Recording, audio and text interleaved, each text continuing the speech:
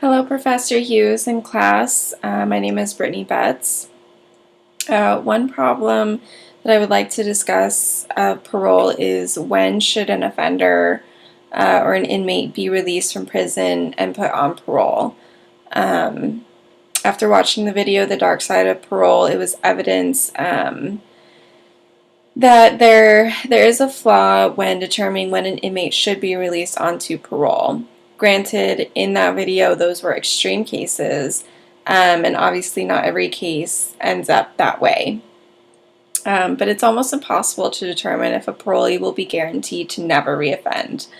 Um, However, there are some determining factors that we can look at, and those factors include, the level of commitment that the offender has, whether that be to rehabilitation while they're in prison, if they're a part of that program, or if they have a treatment plan already established as, a guideline to their parole plan. We can look at their traits and characteristics. Some inmates just, it's all that they've known. So in their traits and their characteristics, it's kind of embedded. And sometimes that's not really compatible with rehabilitation in some cases.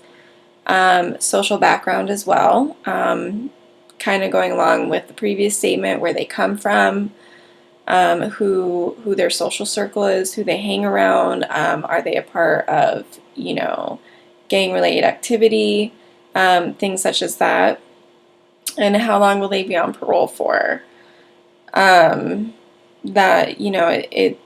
Parole varies in length, determining, based upon what crime they committed, and the intent. So there's two solutions that I'd like to discuss. One would be to have multiple evaluations, multiple therapy sessions with inmates, just to determine their mental and emotional stability. Kind of just do like check-ins to see if they are eligible for parole or to be released at that time. Just to kind of check where they stand mentally and emotionally. Obviously, the cost of this is resources and energy for the criminal justice system. The prisoner, the inmate, doesn't really have a timeline of when they're getting out or anything like that. Another solution would be, to integrate presumptive sentencing, and that is basically where the judge selects, a high amount of prison time, a medium, and a small amount of prison time. And that kind of sentencing is based on a risk score, and that includes factors will predict either failure or success of the inmate on parole. So that kind of helps to determine, are they likely to reoffend again or not. Another solution that's, in my head sounds good, would be to kind of do the check-ins with the therapy and the counseling and stuff like that, and see where they are at stability-wise, and then base their prison time off of that, whether they should stay longer or whether they are eligible for parole at that time. The cost along with that would be, research would be impossible.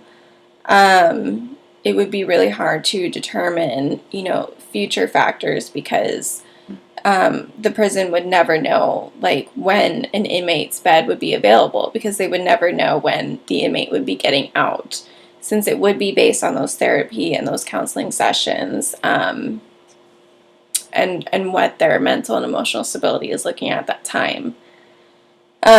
Personally, I feel like a mixture of both solutions would be ideal, although I know it's not realistic, just with our criminal justice system is already so overloaded when it comes to, overworked and underpaid staff. Um, so hopefully in the future we can, you know, move forward with a solution that kind of works with the ebbs and the flows of, you know, kind of taking a more thorough look at an inmate's emotional and mental stability before they are released onto parole. Thanks.